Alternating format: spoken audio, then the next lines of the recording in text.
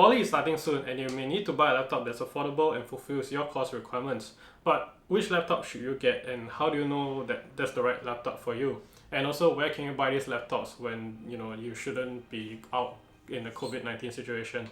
So before you do that, the most important thing is to find out what course you're in. For example, you're in a design course, then most likely you'll need to do more graphical work, which means more RAM and a good graphic card. But if you're in business course, a generic Windows or Apple laptop works fine. Also, like some polytechnics, Ngee Ann actually requires you to purchase an Apple laptop instead of a Windows. So do thoroughly check your course information, which is in the description bar down below.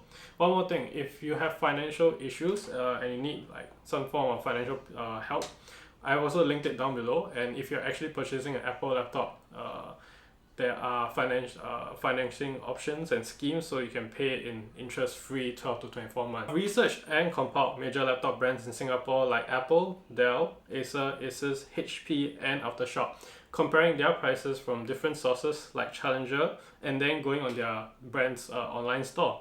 So what I did was I narrowed down a few great options and I split them into budgets of $1,000, $1,500, and $2,000.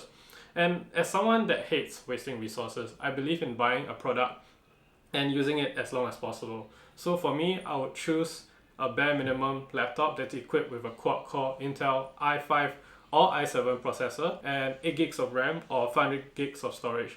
Because it's an expensive investment, you ideally want it to last beyond your 3 years in poly, including your studies during your university and even using it at home or any other general usage. You can even pass it on to a relative if you want. And before I like to start this video, I'd like to thank Asus, which is the only company that decided to loan some of the units for me to film. I'm really appreciative of it. Thank you so much. And before I go recommend it, please like, subscribe, and share this video if it's really useful as well. While I'm recommending some of these laptops, if you want alternative options, I actually linked a Google Docs into the description bar, and basically it shows all the other laptops that I've chosen between $500 to $2,000. And if you'd like to look at those options, go ahead and take a look. Again, link is in the description down below. And with that, let's start with the sub $1,000 category. There is only one laptop I recommend here, and it's the Acer Aspire 5 going at $932. If your course doesn't require too much horsepower, this 1.5 kg lightweight and portable laptop is a good option. You can get away with some light photo editing, as there is a decent 8 gigs of RAM and a graphic card that's okay, it's fine for light work, and this is good enough for 3 to 5 years. Next, we have the $1,500 category. Here we actually have 5 different options, starting with Dell's Inspiron 13 and 14. They both cost $1,200, but the 14 is actually a tablet, so you can write and draw on it. The price tag includes a pen, so there's no need to fork out extra. However, the Inspiron 13 is actually really lightweight, 1.1 kg, and one of the most portable laptops that are in the recommended list. If your course has a strict requirement though, then you need an Apple laptop. Look no further than your Apple's recently updated MacBook Air 2020. It costs $1,449 for a quad-core CPU, 8 gigs of RAM, and 256 gigs of storage. Now, I did say earlier that you need at least 500 gigs, but I'm making an exception here as Apple has a tendency of charging premiums for upgrades, and I wouldn't recommend a student like you paying additional $300 to pump that storage up to 512 gig. I'd rather you spend $300 buying a 1TB hard drive, USB-C to HDMI dongle or USB dongle. By the way, welcome to dongle hell. Population, media students in NYP. So I'm going to walk you through how to get to the educational store, pricing for the MacBook Air, and then the upgrades that you should consider. If it's not applicable for you, you can just skip right ahead to the next point in the video. I think I'll put a time frame up here somewhere. First, head to Apple's website and then hit the Mac link. It should show the educational store in the middle, but if it doesn't, scroll to the bottom for the page and look for education and click on shop for university. Scroll down, click MacBook Air, and you should see 2 options. Select the $1,299 1.1 GHz dual-core i3 one, and then at the processors tab, click 1.1 GHz 10-core Intel i5 processor. that is the base model that you should be getting, and it should last you definitely more than 3 to 5 years. 8GB is sufficient for now. I would advise that you spend a little bit more and upgrade the RAM to 16GB, as Apple's RAM and storage are not upgradable on your own. It's going to be over $1,500. It's $1,700, but it's a lot better than getting stuck with 8GB of RAM in 3 to 5 years, and with like improvements to technology, I think you need that extra like space to work with. Finally, in the sub $1,500 category, we have the Asus Swift 3, and in my hands here, the Asus VivoBook 14, which the company kindly loaned so I could show you more of the physical hardware.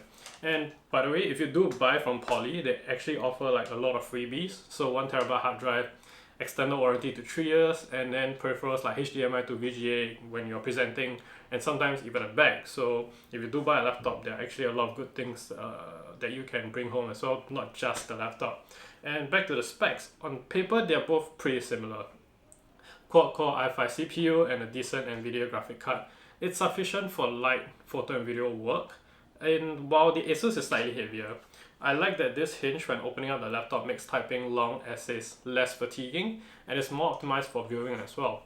While it's just 4GB of RAM short of the Swift 3, 12GB is plenty enough to open up Chrome tabs and Photoshop open. But what if you really need more horsepower? Then Aftershock is your answer. The most affordable powerhouse actually goes to Apex Lite 15 in terms of value. 6-core processor, 16GB of RAM, a sufficiently powerful NVIDIA 1650 GPU means that you can throw heavy video editing at work. Photoshop, AutoCAD projects, doesn't break a sweat. Base model starts at 1465, but you have to manually add 8GB of RAM in to hit 1520. So here's the catch. It actually doesn't come with Windows, and you have to cough out additional $134 for it. However, if you're tech savvy, you can actually save that, because Polytechnics usually offer a free copy of Windows 10 Students Edition, and you can grab that copy and then install it if you know what you're doing. However, if you want a more equipped and convenient option, the upgraded $1,979 Apex Lite 15 is much better. But unless you also plan to game with it, I wouldn't advise paying the extra $400. It does come with Windows 10 and a much more powerful RTX 2060 graphic card, but this is where diminishing returns comes in. Paying that extra doesn't necessarily mean that work software will be faster, unless your Poly requires ray tracing hardware for game design or interior design working with real-time lighting effects. So to sum things up, if you need a super budget laptop but is decently equipped, check out the $932 Acer Aspire 5. If you have a little bit more budget and would prefer a lighter option, go for the 1.1 kg Dell Inspiron 13 at $1199, or the Dell Inspiron 14, a decent tablet at the same price.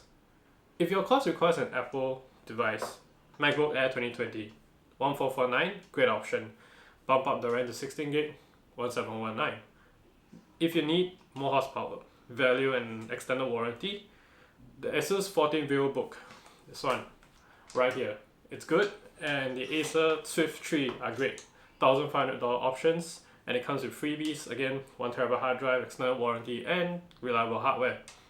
For the best value performance, the Aftershock Apex 15 is a great option for you to consider. And this is Ryan Reviews. Thanks once again for listening to this video. If you can, please like and subscribe to this channel. It helps me determine what's the best content for you guys, and if you like it. And if you have Poly students or anyone that's going to Poly or even uni soon, can you please recommend this video to them and leave your comments and things like that. I really read through them and I appreciate it. So I'll see you in the next video. Thanks and bye bye.